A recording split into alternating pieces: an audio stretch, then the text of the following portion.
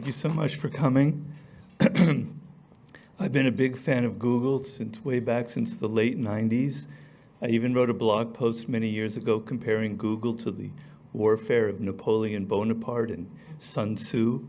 So I've been a big fan for years, and it's always been a great honor for me to talk at Google. This is my third Google talk. So thank you very much for this opportunity. I really appreciate it. Now today I'm going to be taking all of you inside my latest book, The Laws of Human Nature, because I believe it has the potential to change your life, to actually change how you look at the world. But I want to begin by telling you a story that I relate in this book. And the story concerns a man named John Blunt, a prominent English businessman in the early 18th century. Now, Mr. Blunt was a leading director of an enterprise called the South Sea Company. And basically, at this time, the English government had massive debts, more than any other country in history, from financing all the wars they had been fighting. It's basically valued at around 31 million pounds, which was enormous.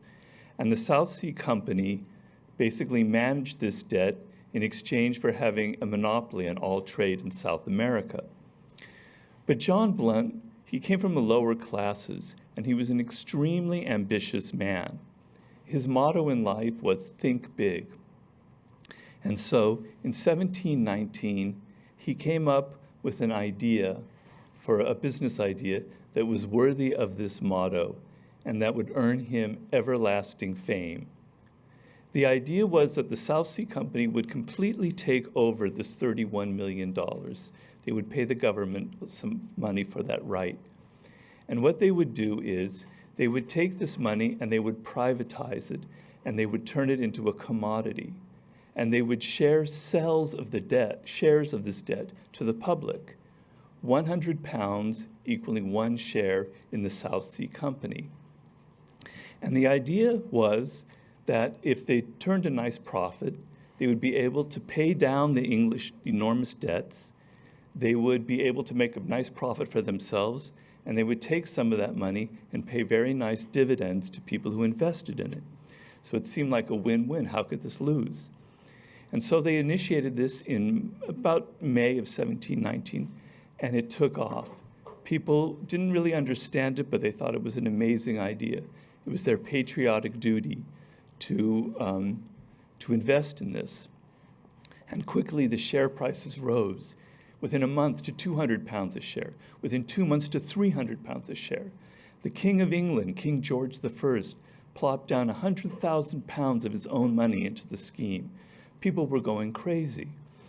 Servants and maids were taking their life savings and investing it and cashing out and making a fortune. One day, this woman, who was an aristocrat, very wealthy, was in the theater, and she looked up and she saw her former maid occupying a seat, a balcony, a box in the theater that was much more lavish and expensive than her own. It was like things were going upside down. People were going crazy. But about 6 months into the scheme, or 7 months into the scheme, Mr. Blunt started getting an uneasy feeling. Basically, what he was running was a glorified Ponzi scheme. The money that people were investing in the South Sea Company, he was actually sending back to them in the form of dividends to entice more and more investors. But if at some point people panicked and stopped buying shares, the whole thing would collapse. So he had to keep trying stoking interest in it and giving people even better and better terms of investing in it. But finally, the panic that he worried about occurred in September of 1720, and the whole thing collapsed in the most spectacular fashion. Thousands of English people lost their life savings. Hundreds of people committed suicide, including Mr. Blunt's nephew. It's estimated that it took the English government over a century to recover from this debacle.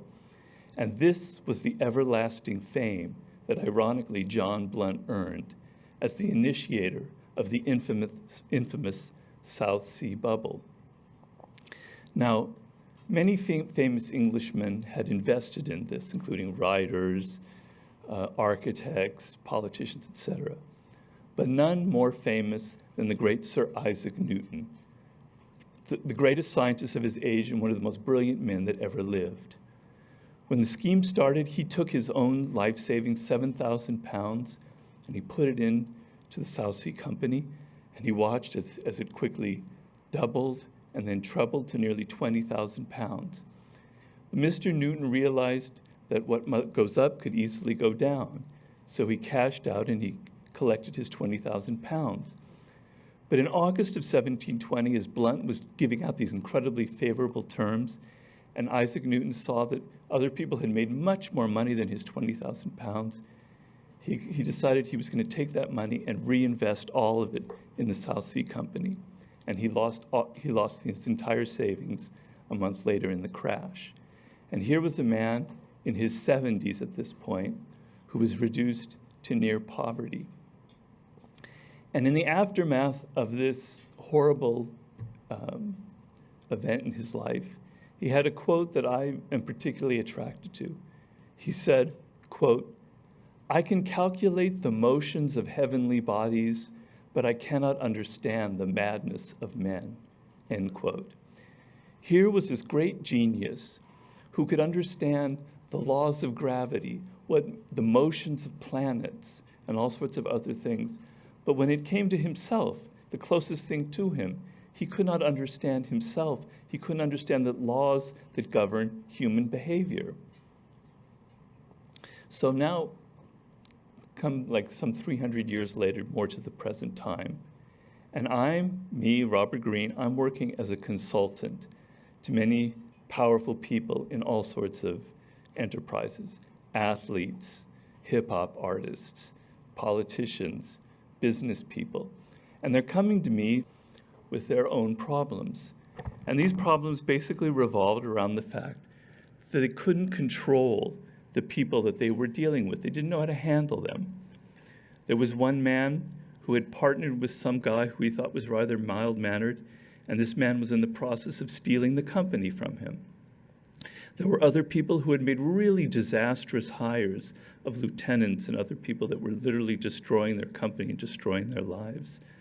There was one gentleman who had a board of directors that he lost complete control over. There was another person who had started this product line that he was certain was going to succeed, and then it failed miserably, and he blamed all of his associates for not knowing how to execute these plans. I had one famous musician who had took all his investment, all of his savings, and put it in the Bitcoin craze about 4 years ago, and he lost everything in that, quite similar to Sir Isaac Newton. And so what all of these people had in common was they were all, like Mr. Newton, very brilliant in their fields. They could calculate the movements of global markets, of very complicated economic things. But when it came to the basics of just dealing with people, with you would think the most important skill you would have, and in understanding themselves, they were actually quite helpless. And in the aftermath of all of these experiences that I was having, rather powerful experiences, I also thought of myself. I thought of myself in the sense that I too had had many failures. I too had had problems dealing with people. So I was thinking about my own problems as well. And about 7 years ago, I decided to set out on a quest. I was going to try to get at the root of all of these problems that these people had and that I had. To sort of, and what I thought that the root of this problem was the basic ignorance or misunderstanding of human nature, of the laws that govern human behavior, much like Sir Isaac Newton was looking at the laws that govern the movement of stars. I was going to write a book about this subject because, startlingly enough, this is a subject that we all need to know, because as a social animal, we spend all of our time dealing with people. You can't succeed in this world. I don't care how technically brilliant you are in your field, how well you are at coding or whatever it is. If you don't understand people, you're going to neutralize all of your powers. And yet nobody was writing a book about this subject. So I determined I was going to be the one to do it. And so I started devouring literature on the subject, neuroscience, evolutionary biology, psychology, psychoanalysis. And in the course of this research, I came upon three kind of discoveries that were very fundamental, that sort of grounded the book that came out of that.